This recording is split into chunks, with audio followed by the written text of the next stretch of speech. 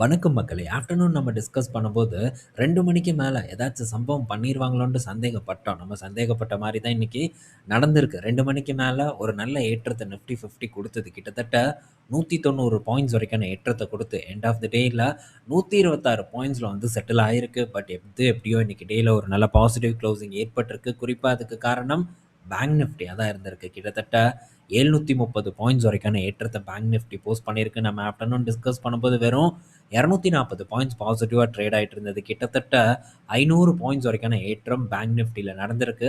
HDFC எல்லாம் ஃப்ளாட்டா trade ஆயிட்டு இருந்தது. எண்ட் ஆஃப் த டேல ஒரு 1.5% வரைக்கான ஏற்றத்த குடுத்து இன்னைக்கு டேவ வந்து கம்ப்ளீட் பண்ணியிருக்கு. ஸோ இதன் காரணமா பேங்க் நிஃப்டி நல்ல பெர்ஃபார்மன்ஸ், மார்க்கெட்டும் ஓரளவு பெட்டர் பெர்ஃபார்மன்ஸ். பட் வைடா நம்ம மார்க்கெட் அந்த அளவுக்கு சூப்பர் டூப்பரான ரெக்கவர் எல்லாம் இல்ல. இது ஜஸ்ட் பார்த்தீங்கன்னா இண்டெக்ஸ் லெவல்ல ஏற்பட்டிருக்கக்கூடிய ஒரு மாற்றமா தான் வந்து இருந்திருக்கு. இப்போ நம்ம டிஸ்கஸ் பண்ணிட்டு இருக்கக்கூடிய இந்த நேரத்துல இன்னுமே எஃப்ஐஐஸ் அண்ட் டிஐஎஸ் டேட்டா வராம தான் வந்து இருக்கு. ஸோ என்ன பண்ணியிருக்காங்கன்னு தெரில. மேக்ஸிமம் வந்து பாசிட்டிவா வருவதற்கான வாய்ப்பு ரொம்ப கம்மின்னு நான் நினைக்கிறேன். ஸோ நாளைக்கு பார்ப்போம் என்ன பண்ணியிருக்காங்கன்ட்டு. அடுத்தது இன்னைக்கு டேயில் சில்வர் பார்த்தீங்கன்னா கிட்டத்தட்ட ஒரே நாளில் 30,000 வரைக்கான ஒரு ஏற்றத்தை வந்து கொடுத்துருக்கு. ஸோ ஒரே நாளில் 30,000 வரைக்கான ஏற்றத்தை ஃப்யூச்சரில் வந்து கொடுத்துருக்கு. ஸோ என்ன நடக்குது அப்படிங்கிறதே நமக்கு ரொம்ப வந்து விழிப்புதுங்க மாதிரியான ஒரு விஷயமா தான் வந்து இருக்குது. கண்ணா பின்னான்னு பார்த்தீங்கன்னா இந்த மெட்டலை வந்து ஏற்றிட்டே தான் போயிட்டு இருக்காங்க. ஒரு பக்கம் கோல்டு ஒரு பக்கம் ஏறுது, ஒரு பக்கம் சில்வர் ஒரு பக்கம் ஏறுது. நினச்சே பார்க்கக்கூடாது அப்படிங்கிற ஒரு முடிவுக்கு வந்துட்டாங்க அப்படின்னு தான் நான் நினைக்கிறேன். ஸோ எது வரைக்கும் தான் போகும் அப்படிங்கிறத நம்ம பொறுத்திருந்து வந்து பார்ப்போம். ஸோ அடுத்தது பார்த்தீங்கன்னா அமெரிக்காவோட ரிசல்ட் வந்திருக்கு. ஸோ அமெரிக்காவோட இந்த காலாண்டு பர்ஃபார்மன்ஸ் ஒரு நல்ல காலாண்டாக தான் வந்து இருக்குது. ஸோ இந்த காலாண்டில் 447 கோடி ப்ராஃபிட்டாக வந்து போஸ்ட் பண்ணியிருக்காங்க. Quarter and quarter, year on year ரெண்டையுமே வந்து பீட் பண்ணியிருக்கு மேரிக்கோவோட பர்ஃபார்மன்ஸ். ஸோ மேரிக்கோ இப்போவும் ஒரு நல்ல பீக்கில் நின்று ட்ரேட் ஆகிட்டு இருக்கக்கூடிய ஒரு பங்காக தான் இருந்துட்டு வந்துட்டு இருக்கு. ஸோ இதெல்லாம் ஒன்ஸ் பார்த்தீங்கன்னா நமக்கு ஸ்விங் பண்ணுறதுக்கான ஒரு ஆப்பர்ச்சுனிட்டியை ஏற்படுத்தி கொடுத்த ஒரு பங்கு தான். பட் இப்போ அதை வந்து ஒரு நல்ல ஏற்றத்தை கொடுத்துருச்சு. பட் இதெல்லாம் ரொம்பவே காஸ்ட்லியான பங்கு. ஸோ இந்த பங்குக்கு இவ்வளோ மதிப்பெல்லாம் நம்ம டெஃபினட்டாக வந்து கொடுக்க முடியாது. ஸோ இவங்ககிட்ட சில குறிப்பிட்ட பிராண்ட்ஸ் எல்லாம் வந்து இருக்குது. கூடவே இப்போ ரீசெண்டாக பிவிஆர் கிட்ட இருந்து கூட ஒரு பிராண்டை வந்து அக்யூர் பண்ணியிருக்காங்க. 200 கோடி கிட்ட ஏதோ கொடுத்து வந்து பண்ணியிருக்காங்க. கம்ப்ளீட்டாக அந்த செய்தியை நான் படிக்கல. ஸோ இப்போ இந்த காலாண்டில் ரெவன்யூவும் கூடியிருக்கு. ஸோ ப்ராஃபிட்டும் கூடியிருக்கு. மார்ஜின் போன வருடம் கூட கம்பேர் பண்ணும்போது குறைஞ்சாலும் கூட ஸோ ப்ராஃபிட்டை தக்க வச்சுருக்காங்க. இது டேக்ஸ் அட்ஜஸ்ட்மெண்ட் மூலியமா வந்து நடந்திருக்கு. ஸோ இன்னொரு பக்கம் பார்க்கும்போது ரெவன்யூ பார்த்தீங்கன்னா தொடர்ந்து கன்சிஸ்டண்ட்டாக வந்து க்ரோ ஆகிட்டு வந்துட்டுருக்கு. ஸோ எஃப்எம்சிஜி கம்பெனிஸ் அடுத்தது டாடா கன்சியூமரோட ரிசல்ட் இருக்குது. அவனுக்கும் பார்த்தீங்கன்னா இதே தான் வந்து ஏற்பட்டிருக்கு. பட் டாடா கன்சியூமர் போன காலாண்டு கூட கம்பேர் பண்ணும்போது ப்ராஃபிட் குறைஞ்சிருந்தாலும் இது இந்த காலாண்டோட ரெவன்யூ பார்த்தீங்கன்னா ஒரு ரிமார்க்கபிள் குவார்ட்டராக வந்து அமைஞ்சிருக்கு. ஏன்னா 5,000 க்ரோர்ஸை பார்த்தீங்கன்னா இப்போது டாடா கன்சியூமர் வந்து கிராஸ் பண்ணியிருக்கு. ஸோ 5,112 கோடி இந்த காலாண்டில் ரெவன்யூவாக வந்து பண்ணியிருக்காங்க. ஸோ போன காலாண்டில் 4,966 கோடியாக இருக்குது. ஸோ நல்ல வளர்ச்சியை நோக்கி டாடா கன்சியூமர் வந்து போயிட்டுருக்கு. 5,000 கோடி அச்சீவ் பண்ணிட்டாங்க. பட் இருந்தாலும் ஒரு 385 கோடி இந்த காலாண்டில் ப்ராஃபிட்டாக வந்து இருக்குது. ஸோ பெரிய ஒரு பர்ஃபார்மன்ஸில் மார்ஜின் பார்க்கும்போது ஸ்டேபிளாக அவங்க எப்பவும் பண்ணக்கூடிய ஒரு இடத்துல தான் இந்த காலாண்டுலேயும் வந்து இருக்குது. ஸோ போன காலாண்டு இயர் ஆன் இயர் கூட கம்பேர் பண்ணும்போது இது ஒரு பெட்டரான ரிசல்ட். அதே மாதிரி ரெவன்யூ பார்க்கும்போது 5,000 கோடியை வந்து டாடா கன்சியூமர் தாண்டி இருக்கு. அதே சமயத்தில் ரிலையன்ஸோட எஃப்எம்சிஜி பார்த்தீங்கன்னா கிட்டத்தட்ட 5,065 5,075 கோடி கிட்டேயோ ரெவன்யூ பார்த்தீங்கன்னா இந்த Q3ல வந்து ஜென்ரேட் பண்ணியிருக்காங்க.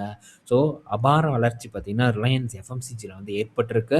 4 பிராண்ட் பார்த்தீங்கன்னா ரிலையன்ஸோட எஃப்எம்சிஜியில் 4 பிராண்ட் வந்து 1,000 கோடியை வந்து கிராஸ் பண்ணிருச்சு. குட் லைஃப், இண்டிபெண்டன்ஸ், அடுத்தது கேம்பா எனர்ஜி. இது 4மே ஸோ 1,000 கோடியை தாண்டின பிராண்ட்ஸாக வந்து இப்போது ரிலையன்ஸ் எஃப்எம்சிஜியில் வந்து இருக்குது. ஸோ எப்படி க்ரோ ஆகுதுங்கிறத பார்ப்போம். ரொம்ப காலமாக வந்து இவங்க பார்த்தீங்கன்னா அப்படியே பிஸ்னஸை பண்ணி அப்படியே படிப்படியாக ஒரு வளர்ச்சியை நோக்கி வந்து போயிட்டுருக்காங்க. நம்ம பையன் இன்னைக்கு நேற்று தான் வந்தான். ஸோ இப்போ பார்த்தீங்கன்னா நல்ல ஒரு வளர்ச்சியை வந்து கொடுத்துட்டு இருக்கான். ஸோ அது மட்டும் இல்லை, எக்கச்சக்கமான அக்யூசிஷன் பண்ணி பிராண்டை வந்து வளர்த்திட்டு இருக்காங்க இந்த ரிலையன்ஸ் எஃப்எம்சிஜி அப்படின்னு நம்ம வந்து சொல்லலாம். ஸோ தொடர்ந்து வந்து நம்ம ட்ராக் பண்ணுவோம். இதை பற்றி இன்னும் கூட வந்து நம்ம கண்டிப்பாக வந்து ஃப்யூச்சரில் டிஸ்கஸ் பண்ணலாம். அது மட்டும் இல்லை, ஸோ இப்போ டாடா கன்சியூமருக்கு பின்னாடி தான் வந்து ரிலையன்ஸ் எஃப்எம்சிஜி வந்து இருக்குது. ஸோ விரைவில் பார்த்தீங்கன்னா ரிலையன்ஸ் கன்சியூமர் பார்த்தீங்கன்னா டாடா கன்சியூமரை பீட் பண்ணுறதுக்கான வாய்ப்பு அதிகமாக இருக்குது அப்படின்னு நான் நினைக்கிறேன். ஸோ பார்ப்போம் சீக்கிரம் வந்து பீட் பண்ணுறாங்களான்ட்டு. நெக்ஸ்ட் பார்த்தீங்கன்னா ஸோ சிஞ்சின் பற்றியான ஒரு அப்டேட் வந்திருக்கு. இந்த சிஞ்சின் பார்த்தீங்கன்னா, இன்னைக்கு டேல கிட்டத்தட்ட ஒரு 10% வரைக்கான ஒரு இறக்கத்த வந்து குடுத்துருக்கு. ஸோ ரீசன் பார்க்கும்போது இந்த சிஞ்சின் வந்து இந்த காலாண்டு பெர்ஃபார்மன்ஸ் எல்லாம் அந்த அளவுக்கு சிறப்பில்ல. குறிப்பா அதனுடைய ஒரு என்ன ரீசன் அப்படின்னு நம்ம பார்க்கும்போது, ஸோ சிஞ்சின் வந்து அ இவங்களுக்கு ஒரு மெயினான ஒரு கஸ்டமர் இருக்காங்க. ஸோ அந்த கஸ்டமருக்கு சில இன்வென்டரி இஷ்யூ ஏற்பட்டிருக்கு. அதன் காரணமா இவங்களுடைய வருமானம் வந்து பாதிக்கப்பட்டிருக்கிறதா வந்து சொல்லியிருக்காங்க. இவங்களுடைய மெயின் கஸ்டமர், டாப் கிளையண்ட் அப்படின்னு நம்ம எடுத்து பார்த்தா, அது பிரிஸ்டல் மேயரா தான் வந்து இருக்காங்க. ஸோ அதற்கும் இதுக்கும் ஏதோ ஒரு ஒரு இது இருக்கு. ஸோ இந்த இன்வென்ட்ரியின் காரணமா இவங்களுடைய தொழில் வந்து பாதிக்கப்பட்டிருக்குன்னு சொல்றாங்க. ஸோ இந்த சிஞ்சின் பார்க்கும்போது ரிசர்ச் அதுக்கப்புறம் பார்த்தீங்கன்னா, மேனுஃபேக்சரிங் 2மே வந்து பண்ணக்கூடிய ஒரு நிறுவனமா இருக்கு. சில டாப் கிளையண்ட்ஸுக்கு பார்த்தீங்கன்னா, டெடிகேட்டடா அந்த நிறுவனத்துக்குன்னே வேலை செய்யக்கூடிய சில டெடிகேட்டட் சென்டர், ரிசர்ச் சென்டர பார்த்தீங்கன்னா, இவங்க ஆப்பரேட் பண்ணிட்டு வந்துட்டு இருக்காங்க. அந்த வரிசையில இந்த பிரிஸ்டல் மேயர், அதுக்கப்புறம் ஆம்ஜென், இவங்க 2 பேத்துக்கும் இன்னும் சில கம்பெனிஸ் இருக்கு. ஸோ இந்த 2 கம்பெனிஸ் பெரிய ஒரு கம்பெனிஸா இருக்கு. ஸோ இந்த 2 கம்பெனிஸ்க்காக தனியா வருடக்கணக்குல பல வருடமா பார்த்தீங்கன்னா, ஸோ இவங்களுக்குன்னு ரிசர்ச் சென்டர வச்சு டெடிகேட்டடா வச்சு இயங்கிட்டு வந்துட்டு இருக்காங்க. ஸோ டாப் கிளையண்ட்ல ஏற்பட்ட ஒரு இம்பாக்ட் வந்து இவங்கள பாதிச்சிருக்குன்னு சொல்றாங்க. கிட்டத்தட்ட 5 வருஷம் லோல பார்த்தீங்கன்னா, இந்த சிஞ்சின் வந்து ட்ரேட் ஆயிட்டு வந்துட்டுருக்கு. ஸோ சரியான ஒரு சரிவு. இத பற்றி ஒரு நண்பர் தொடர்ந்து வந்து கேட்டுட்டு இருப்பாரு. இந்த ஸ்டாக்க பார்த்தாலே அந்த கமெண்ட் தான் நமக்கு ஞாபகம் வரும். ஸோ டக்குனு இந்த நியூஸ் பார்த்தனால நான் எடுத்துட்டு வந்தேன். ஸோ இந்த ஸ்டாக்கு இப்போ இந்த சிஞ்சின் பொறுத்தவரைக்கும் நம்ம போய் முடியும். இத வந்து நம்ம கேப்சர் பண்ண முடியுமான்னு கேட்டா, ஸோ இது வந்து ரொம்ப காம்ப்ளிகேட்டடா இருக்கக்கூடிய ஒரு விஷயம். ஸோ இந்த ரிசர்ச்ல என்ன மாரியான ஒரு குரோத் கிடைக்குது. இது வந்து ஜஸ்ட் வந்து செல் பண்ற மாரியான ஒரு விஷயம் இல்ல. ஸோ நமக்கு இப்போ ஒரு மருந்து கம்பெனி இப்போ ரெட்டி எடுக்கிறோம்னா, ஸோ இந்த ட்ரக்க வந்து அவங்க லான்ச் பண்ண போறாங்க அப்படின்னு தெரியும். ஸோ அந்த ட்ரக் என்ன விதமான செயல்பாடுகள் அப்படிங்கிறது தெரியும். மார்க்கெட்ல என்ன விலைக்கு போகுது, அந்த ட்ரக்கோட மார்க்கெட் சைஸ் என்னங்கிறத ஈஸியா வந்து நம்ம ஸ்டடி பண்ணிடலாம். பட் இந்த ரிசர்ச்ச நம்ம எடுத்து பார்க்கும்போது, அது கண்டிப்பா ஒரு பெரிய தலைவலியா வந்து இருக்கும். ஸோ ரிசர்ச் வந்து இவங்க திடீர்னு ஒண்ணும் வந்து கண்டுபிடிக்காம முடியல. அந்த மாரி நெறைய விஷயங்கள் வந்து இருக்கும். அதனால ஸோ நமக்கு ரொம்ப காம்ப்ளிகேட்டடா இருக்கக்கூடிய ஒரு பிசினஸ வந்து டச் பண்றதுல எந்த ஒரு அர்த்தமும் இல்ல. ஷேர் விலை இறங்கியிருக்கு, இறங்கல. ஏன்னா அந்த நண்பர் தொடர்ந்து கிட்டத்தட்ட 1 வருடம், 2 வருடமா வந்து இந்த ஒரு பங்க பத்தி கேட்டுட்டே இருக்கக்கூடிய நபர். அப்ப இருந்து இத பத்தி நம்ம தொடர்ந்து சொல்லிட்டே தான் இருக்கோம். ஸோ ரொம்ப ஆபத்து அப்படின்ட்டு. பங்கும் பார்த்தீங்கன்னா, இப்போ நல்ல சரிவா வந்து குடுத்துட்டுருக்கு. ஸோ ஆப்பர்ச்சுனிட்டி இல்ல. அது போக நம்ம இதுல வந்து சரியான ஒரு புரிதல் எடுக்க முடியாது. நமக்கு இது ரொம்பவே ஒரு கஷ்டமான ஒரு பிசினஸ். அதனால ஸோ ரொம்ப வந்து இந்த மாரி ரிஸ்க் எடுத்து தெரியாத இடத்துல கொண்டு போய் பணத்த போடுறதுக்கு முயற்சி பண்ணாதீங்கங்கிறது தான் என்னுடைய ஒரு அட்வைஸ். ஓகே. ஸோ நெக்ஸ்ட் பார்த்தீங்கன்னா, ஏஷியன் பெயிண்டோட ரிசல்ட் வந்திருக்கு.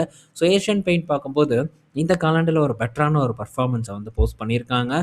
ஸோ அகைன் பார்த்தீங்கன்னா, ஏஷியன் பெயிண்ட் அவங்களுடைய மார்ஜின வந்து தக்க வச்சிருக்காங்க. அது மட்டும் இல்ல, வால்யூம் குரோத்தும் பார்த்தீங்கன்னா, ஏஷியன் பெயிண்ட்டுக்கு வந்து ஏற்பட்டிருக்கு. இன்னைக்கு டேல ரிசல்ட் பார்த்தீங்கன்னா, மார்க்கெட் ஹார்ஸ்லயே வந்துருச்சு. பட் இருந்தாலும் 3% வரைக்கான ஒரு சரிவ வந்து ஏஷியன் பெயிண்ட் இன்னைக்கு டேல ஃபேஸ் பண்ணியிருக்கு. ஸோ இப்ப என்ன பண்ணியிருக்காங்கன்னு பார்ப்போம். 1074 கோடி இந்த காலாண்டுல ப்ராஃபிட்டா போஸ்ட் பண்ணியிருக்காங்க. இயர் ஆன் இயர் கூட கம்பேர் பண்ணும்போது இந்த லாபம் குறைவா இருந்தாலும் கூட, ஸோ இதுல ஒரு ஒன் டைம் இம்பாக்ட் இருக்கு. ஸோ இந்த நியூ லேபர் காஸ்ட், அது போக பார்த்தீங்கன்னா, சில இம்பேர்மென்ட் லாஸஸ் இதெல்லாம் சேர்த்தி கிட்டத்தட்ட ஒரு 160 கோடி பார்த்தீங்கன்னா போயிருச்சு. மேபி இந்த 160 கோடிய நம்ம சேர்த்திருந்தோம்னா, இந்த காலாண்டோட பெர்ஃபார்மன்ஸ் இன்னும் கொஞ்சம் பெட்டரான ஒரு பெர்ஃபார்மன்ஸா தான் ஏஷியன் பெயிண்ட்க்கு வந்து அமைஞ்சிருக்கும். ஸோ ஓவராலா அவங்களுடைய ஆப்பரேட்டிங் ப்ராஃபிட் அப்படின்னு பார்க்கும்போதும் பெட்டரா தான் வந்து இருக்கு. திரும்பவும் பழையபடி ஏஷியன் பெயிண்ட் பார்த்தீங்கன்னா, எழுந்து வராங்க அப்படிங்கிறது நமக்கு இந்த இடத்துல தெரிய வருது. ஸோ என்னதான் காம்படிஷன் இருந்தாலும் அவங்க மார்ஜின் பாருங்க எப்படி வந்து ஸ்டடியா நிக்க வச்சிருக்காங்க அப்படின்ட்டு. ஸோ இதுதான் தரமான ஒரு கம்பெனிக்கான ஒரு அடையாளமா நான் வந்து பார்க்குறேன். ஸோ மார்ஜின் ஸ்டில் பார்த்தீங்கன்னா, அவங்களுக்கு பெருசா எந்த இம்பேக்ட்டும் ஆகல. இடையில கொஞ்சம் சரிவடைஞ்சாலும் கூட, ஸோ அகைன் பார்த்தீங்கன்னா, அவங்க ரெக்கவர் ஆயிட்டாங்க. ஸோ பிர்லா ஓப்பஸ் வந்த உடனே ஒரு பிரஷர் ஏற்பட்டது. பட் இப்போ அதிலிருந்து கொஞ்சம் கொஞ்சமா ரெக்கவர் ஆயிட்டு வந்துட்டு இருக்காங்க. ஸோ முழுவதும் ரெக்கவர் ஆவாங்களான்னு பார்ப்போம். பிர்லா ஓப்பஸும் என்ன மாரியான ஒரு பெர்ஃபார்மன்ஸ பண்றாங்க, இன்னும் எத்தன நாட்களுக்கு இந்த டிஸ்கவுண்ட் கேம விளையாடுறாங்கன்னு நம்ம பார்ப்போம். எல்லாரும் பார்த்தீங்கன்னா, சூனாப்பானா ஆயிற முடியாது. ஒரே சூனாப்பானா தான். யாருன்னு தெரியும்? நம்ம ஜியோ, அம்பானி தான் பார்த்தீங்கன்னா சூனாப்பானா. ஸோ எல்லாரும் சூனாப்பானா ஆக முடியாது. அவன் டிஸ்கவுண்ட் கேம் விளையாடுறான்னா, ஸோ அவனோட ஆட்டமே தனி ஆட்டம் அப்படிங்கிறத நம்ம ஒத்துக்கிட்டு தான் ஆகணும். ஸோ பல ஜாம்பவான்கள் பார்த்தீங்கன்னா, இன்க்ளூடிங் டாடா, பிர்லா, ஸோ எல்லாருமே இந்த டெலிகாம் செக்மெண்ட்டுக்குள்ள வந்து பெரிய அடிபட்டு இந்த பிஸ்னஸே நமக்கு ஆகாது அப்படின்னு தான் டாடா வந்து வெளியே ஓடியாச்சு. ஸோ இப்போ பிர்லா பார்த்தீங்கன்னா, ஒண்ணும் பண்ணாம அப்படியே பார்த்தீங்கன்னா வச்சு இழுத்து ஓட்டிட்டு இருக்காங்க. மேற்கொண்டு முதலீட வந்து பண்ணாம. பட் ரிலையன்ஸ் லேட்டா தான் வந்தான். டாடாக்கு அப்புறம் தான் வந்தான். பிர்லாக்கு அப்புறம் தான் வந்தான். பட் இருந்தாலும் மார்க்கெட்டை பார்த்தீங்கன்னா டாடா ரிலையன்ஸ் பார்த்தீங்கன்னா கெத்தா வந்து பிடிச்சிருக்கிறத நம்ம ஒத்துக்கிட்டு தான் வந்து ஆகணும். ஸோ இதெல்லாம் என்னதான் மறைச்சாலும் கூட ஒத்துக்கக்கூடிய ஒரு விஷயமா தான் வந்து இருக்கு. ஸோ பார்ப்போம் என்ன நடக்குது அப்படின்ட்டு. ஸோ பிர்லா ஒப்பர்ஸ் வந்து ஏஷியன் பெயிண்ட் காம்படிஷனை எப்படி கொடுக்குறாங்கங்கிறதெல்லாம் நம்ம வெயிட் பண்ணி பார்க்கணும் என்னை பொறுத்த வரைக்கும். ஸோ அது கண்டிப்பாக அவங்களுக்கு கஷ்டம். எத்தனை நாட்களுக்கு பணத்தை செலவு பண்ணுவாங்கங்கிறது நம்ம பொறுத்திருந்து வந்து பார்ப்போம். பட் செலவு பண்ணுறதுக்கான மார்க்கெட் ஷேரை பிர்லா ஒப்பர்ஸ் கண்டிப்பாக பிடிப்பாங்கங்கிறதுல எந்த சந்தேகமும் இல்லை. அடுத்தது பார்த்தீங்கன்னா என்டிபிசியோட ரிசல்ட் எக்ஸ்பெக்டேஷன் பார்த்தீங்கன்னா இங்கே கொடுத்துருக்காங்க. ஒரு 5000 க்ரோஸ் கிட்ட பார்த்தீங்கன்னா அவங்க ப்ராஃபிட் பண்ணுவாங்க அப்படிங்கிற எதிர்பார்ப்பு இருக்குது. ஸோ எப்படி பண்ணுவாங்கங்கிறத நம்ம வெயிட் பண்ணி பார்ப்போம். ரிசல்ட் வந்துடும். ஸோ வந்ததுக்கப்புறம் நம்ம பார்ப்போம். ஸோ நெக்ஸ்ட் பார்த்தீங்கன்னா டாடா பவர் கிட்ட இருந்து ஒரு அப்டேட் வந்திருக்கு. ஸோ டாடா பவர் பார்த்தீங்கன்னா 10 ஜிகாவாட் வரைக்கான ஒரு ப்ராஜெக்டை வந்து இப்போ வரைக்கும் எக்ஸிக்யூட் பண்ணியிருக்கிறதா ஒரு டேட்டா வந்து கொடுத்துருக்காங்க. இதில் ஒரு 4.2 ஜிகாவாட் வரைக்கும் பார்த்தீங்கன்னா டாடா பவரே டைரெக்டாக வந்து பண்ணியிருக்காங்க இபிசி ப்ராஜெக்ட்டு. ஸோ இதே பேலன்ஸ் இருக்கக்கூடிய ஜிகாவாட் பார்த்தீங்கன்னா அவங்க சில தேர்ட் பார்ட்டிஸ் மூலிமா பண்ணியிருக்கிறதாகவும் ஒரு டேட்டா வந்து கொடுத்துருக்காங்க. ஒரு ரிமார்க்கபிள் ஒரு மைல் ஸ்டோனை டாடா பவர் அச்சீவ் பண்ணியிருக்காங்க அப்படிங்கிறத இந்த இடத்துல நம்ம பார்க்குறோம். ஸோ தரமான ஒரு கம்பெனி சூப்பரான ஒரு வளர்ச்சியை ஃப்யூச்சர்லேயும் கொடுக்கும் அப்படிங்கிற எதிர்பார்ப்பு இருக்குது. Wide range of business Tata பவருக்குள்ளே வந்து இருக்குது. ஸோ என்னை பொறுத்த வரைக்கும் இந்த டாடா பவர் கம்ப்ளீட்டான ஒரு பேக்கேஜ், ஒரு லாங் டேர்ம் முதலீட்டுக்கு அப்படிங்கிறதுல மாற்று கருத்து இல்லை. ஸோ நெக்ஸ்ட் பார்த்தீங்கன்னா ஸோ நம்ம ஊர் சரக்கு கம்பெனிஸ் எல்லாமே இப்போ ரீசெண்டாக இன்னைக்கு டேயில் பார்த்தீங்கன்னா ஒரு சரிவை கொடுத்தது. என்ன ரீசன்னா ஸோ யூரோப்பியன் வைன்ஸ் பார்த்தீங்கன்னா பெரிய அளவுக்கு டேக்ஸ் கட் வந்து நடக்கும் அப்படின்னு வந்து சொல்லியிருக்காங்க. ஸோ ஒரு 150%லேருந்து 10% கிட்ட பார்த்தீங்கன்னா அந்த டேரிஃபை வந்து குறைச்சிருக்காங்கன்னு நினைக்கிறேன். ஸோ இதனால் ரொம்ப சீப்பாக வந்து யூரோப்பியன் வைன்ஸ் வந்து நம்ம நாட்டில் அவைலபிளாக இருக்கும். ஸோ நம்ம ஆட்களும் ஃபாரின் சரக்கு அப்படின்ட்டு குடிக்கிறதுக்கான வாய்ப்பு இருக்குது. வைன் எல்லாம் அவங்க தான் வந்து குடிக்க போகிறாங்க. நம்ம 100 ரூபா 150 ரூபா சரக்கு தான் வந்து லோக்கலில் குடிக்கிறவங்க குடிச்சிட்டு இருக்க போகிறாங்க. அதில் எந்த சந்தேகமும் இல்லை. பட் இந்த செய்தியினால் ஸோ இந்த நிறுவனங்கள் எல்லாம் பாதிக்கப்பட்டிருக்கிறதா ஒரு டேட்டா வந்து கொடுத்துருக்காங்க. ஸோ நெக்ஸ்ட்டு பார்த்தீங்கன்னா ஸ்பந்தனா ஸ்பூர்த்தி கிட்ட இருந்த அப்டேட்டு. ஸோ ஸ்பந்தனா ஸ்பூர்த்தியோட ரிசல்ட் வந்திருக்கு. ஸோ இந்த ரிசல்ட்டில் சில விஷயங்கள் எல்லாம் நம்ம கவனிக்கணும் அப்படிங்கிறதுக்காக தான் நான் இதை எடுத்துகிட்டு வந்திருக்கேன். ஸோ ஸ்பந்தனா ஸ்பூர்த்தியோட பர்ஃபார்மன்ஸ் பார்த்திங்கன்னா இந்த காலண்ட்லேயும் லாஸ் தான் வந்து பண்ணியிருக்காங்க. அதில் முக்கியமான ஒரு விஷயம் என்னென்னா ஸோ அசட் குவாலிட்டி பார்த்திங்கன்னா ஸ்பந்தனா ஸ்பூர்த்திக்கு இம்ப்ரூவ் ஆகிருக்கு. இதுதான் வந்து நம்ம முக்கியமாக பார்க்க வேண்டியது. ஸோ நம்ம இதுக்கு முன்னாடி வந்து டிஸ்கஸ் பண்ணியிருக்கோம். ஸோ சில இந்த மாதிரி ஃபினான்ஷியல் பங்குகள் பலதும் இருக்குது. ஸோ அது எப்படின்னா ஃபாஸ்ட்டாக க்ரோத்தை கொடுக்கணும் அப்படின்ட்டு வளருவானுங்க. அதுக்கப்புறம் பார்த்திங்கன்னா அசட் குவாலிட்டி ரொம்ப வந்து மோசமாகும். அப்போது தொடர்ந்து பார்த்திங்கன்னா நிறுவனம் லாஸை வந்து ஃபேஸ் பண்ணுறதுக்கான வாய்ப்பு இருக்குன்ட்டு எவன்லாம் வேகமாக ஃபாஸ்ட்டாக க்ரோத்தை கொடுக்கணும்னு நினைக்கிறானோ கண்டிப்பாக அவன் வந்து இந்த பேங்கிங் செக்டரை பொறுத்த வரைக்கும் ஒரு பேக் ஃபயரை வந்து கண்டிப்பாக வந்து ஃபீல் பண்ணுவான். அப்படிப்பட்ட கம்பெனிஸ் தான். ஸோ இப்படி பண்ணிவிட்டு சில கம்பெனிஸ் ஏதாச்சும் 1-2 கம்பெனிஸ் பேங்க்ரப்ட் ஆகலாம். பட் சில கம்பெனிஸ் திரும்ப ரெக்கவர் ஆகி மேலே போகும். அந்த மாதிரியான ஒரு கம்பெனிஸ் தான் ஸ்பந்தனா ஸ்பூர்த்தி ஆவதற்கான வாய்ப்பு இருக்குதுன்னு நான் நினைக்கிறேன். பட் இது சின்ன ஒரு கம்பெனி தான். ஸோ ரொம்ப ரிஸ்க் எடுத்து தான் இதை வந்து நம்ம பிடிக்கிற மாதிரி வந்து இருக்கும். இப்போ வந்து இவங்களுடைய அசட் குவாலிட்டி இந்த காலாண்டில் இம்ப்ரூவ் ஆகிருக்கு. ஸோ ப்ரொவிஷனும் கொஞ்சம் நல்லா பண்ணியிருக்காங்க. ரெண்டாவது இவங்க கையில் லிக்விடிட்டி பார்த்திங்கன்னா ரொம்ப நல்லாவே வந்துருக்கு. 1626 கோடி பார்த்திங்கன்னா கையில் லிக்விட் கேஷாக வந்து வச்சுருக்காங்க. ஸோ இது பார்த்திங்கன்னா அவங்களுடைய பிஸ்னஸை இன்னும் கொஞ்சம் தூக்கி நிறுத்துறதுக்கு உதவிகரமாக இருக்கும் அப்படின்னு எதிர்பார்க்கப்படுது. இதெல்லாம் தாண்டி டிஸ்பர்ஸ்மெண்ட் பார்க்கும்போது இந்த காலாண்டில் 27% குவார்டர் அண்ட் குவார்டர் கூட கம்பேர் பண்ணும்போது உயர்ந்திருக்கு. ஸோ அகைன் டிஸ்பர்ஸ்மெண்ட் எல்லாம் உயர்த்த ஆரம்பிச்சிருக்காங்க. ஸோ படிப்படியாக ப்ராஃபிட்டபிளுக்கு டேர்ன் ஆவாங்க அப்படின்னு தான் நான் வந்து எக்ஸ்பெக்ட் பண்ணுறேன் இந்த ஸ்பந்தனாவை பொறுத்த வரைக்கும். ஸோ ஆனால் இங்கேருந்து இன்னும் இவங்க ஃபண்டமெண்டலாக பெரிய ஒரு சேஞ்ச் வர்றதற்கு உடனே எல்லாம் வருமா அப்படிங்கிறது எனக்கு டவுட்டு தான். ஸோ இவ்வளோ தூரம் இறங்கியிருக்கே திரும்ப அவ்வளோ தூரம் ஏறுமா அப்படிங்கிறது கொஞ்சம் கேள்விக்குறியான ஒரு விஷயம்தான். ஸோ பர்சனலாக நான் இன்னும் கொஞ்சம் கூட வந்து இதெல்லாம் யோசிக்கணும். பட் எனக்கு சுத்தமாக ஐடியா இல்லை. ஏன்னா நிறைய ஆப்பர்ச்சுனிட்டிஸ் பார்த்திங்கன்னா கண்ணு முன்னாடி சுற்றிட்டு கிடக்குது. ஸோ அதில் நான் அதுவும் குறிப்பாக நான் பார்த்து வச்சுருக்கக்கூடிய பங்குகள் எல்லாமே நான் வந்து பர்சனலாக நான் வந்து ரிஸ்க் எடுக்கிறதுக்காக பார்த்து வச்ச பங்குகள்னு பார்க்கும்போது சில ஒரு ஒரு 20 ரூபா 40 ரூபா 60 ரூபா இந்த மாதிரியான ஒரு ரேட்டில் குறிப்பாக 100 ரூபாய்க்கு கீழே தான் சில பங்குகள் எல்லாத்தையும் வந்து நான் பார்த்து வச்சுருக்கேன். ஸோ அந்த இடத்துலலாம் வந்து நான் ரிஸ்க் எடுக்கலாம் அப்படிங்கிற ஒரு ஐடியாவில் வந்து இருக்கேன். ஸோ விரைவில் பார்த்திங்கன்னா ரிஸ்க் எடுப்பேன். அதற்கான பிளானிங் பார்த்திங்கன்னா போயிட்டே தான் இருக்குது. ஒர்க் அவுட் நடந்துக்கிட்டே தான் இருக்குது. அதெல்லாம் போக இடையில பார்த்திங்கன்னா இப்போது ஒரு பெரிய ஒரு கடுப்பான ஒரு விஷயம் என்னென்னா அது எனக்கு பர்சனலாக சன் டிவி தான் ஒரு பெரிய கடுப்பான ஒரு விஷயமா மாறி இருக்கு. சன் டிவி கிட்டத்தட்ட டபுள் த ரிட்டர்னுக்கு மேலே எனக்கு வந்து டெலிவர் பண்ணுச்சு. இப்போ பாருங்கள் திரும்ப 530 ரூபா கிட்ட வந்திருக்கு. நான் வாங்கின ரேஞ்ச் வந்து 400 ரூபா கிட்ட வாங்கினேன். இப்போது அகெயின் வந்து 900க்கு மேலே போயிட்டு இப்போது வெறும் 530 ரூபாவில் ட்ரேட் ஆகிட்டு இருக்கு. இன்றைக்கி டேயில் 6% வரைக்கான ஒரு இறக்கத்த பார்த்தீங்கன்னா, போஸ்ட் பண்ணியிருக்கு. ரொம்பவே வருத்தமான ஒரு விஷயமா தான் வந்து இருக்கு. ஸோ தொடர்ந்து பார்த்தீங்கன்னா, சரிவு ஏற்பட்டுட்டு இருக்கு. பட் கரண்ட்டாவும் ஒரு 30% வரைக்கும் ப்ராஃபிட்ல இருக்கு. ஸோ ஒரு டீசென்ட்டான ஒரு டிவிடெண்ட் கொடுக்கக்கூடிய ஒரு நிறுவனமாவும் சன் டிவி இருக்கு. அதில எந்த சந்தேகமும் இல்ல.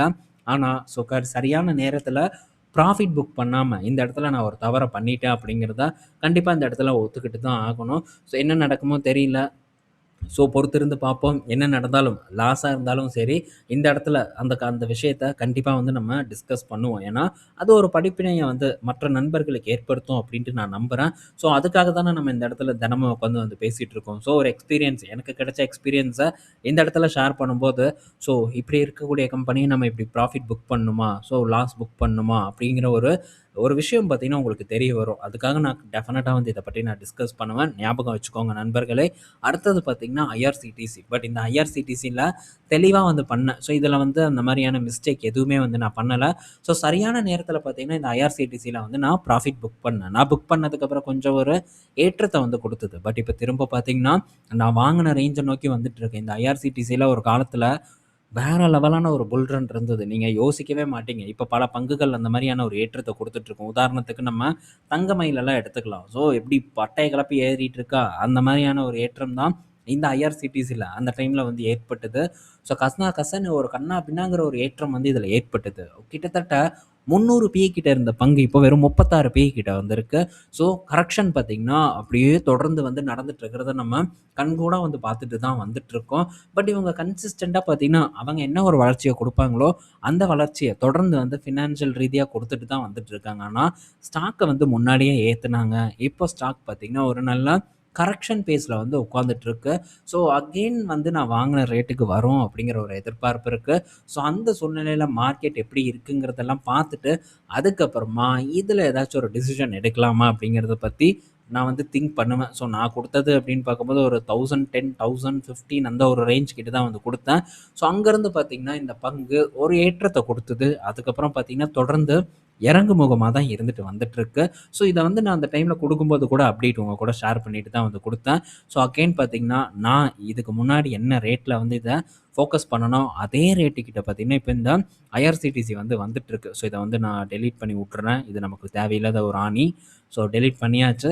ஸோ அதே இடத்த நோக்கி பார்த்தீங்கன்னா, இப்ப வந்துட்டுருக்கு. அந்த டைம்ல நான் தனியா இதுக்குன்னு ஒரு வீடியோ கூட வந்து போட்டிருந்தேன். ஸோ பார்ப்போம். இந்த ரேஞ்ச வந்து டச் பண்ணட்டும். அதுக்கப்புறம் இந்த இடத்துல நம்ம ஏதாச்சும் ஒரு டிசிஷன் எடுக்கிறதுக்கு வந்து ட்ரை பண்ணலாம். ஸோ 2 பங்க பற்றி நம்ம பார்த்திருப்போம். அதுல ஐஆர்சிடிசி மேபி ஆப்பர்ச்சுனிட்டி வரலாம். மேபி சன் டிவி அகைன் ஒரு 400க்கு கீழலாம் போச்சுன்னா, அப்போ அத பத்தி நம்ம டிஸ்கஸ் பண்ணலாம். ஸோ இந்த வீடியோல நம்ம பல இன்ஃபர்மேஷன் பத்தி டிஸ்கஸ் பண்ணியிருப்போம். பயனுள்ளதா இருக்கும்னு நான் நெனைக்கிறேன். ஸோ நாளைக்கு நம்ம இன்னொரு ஒரு வீடியோல மீட் பண்ணுவோம். பாய் மக்களே!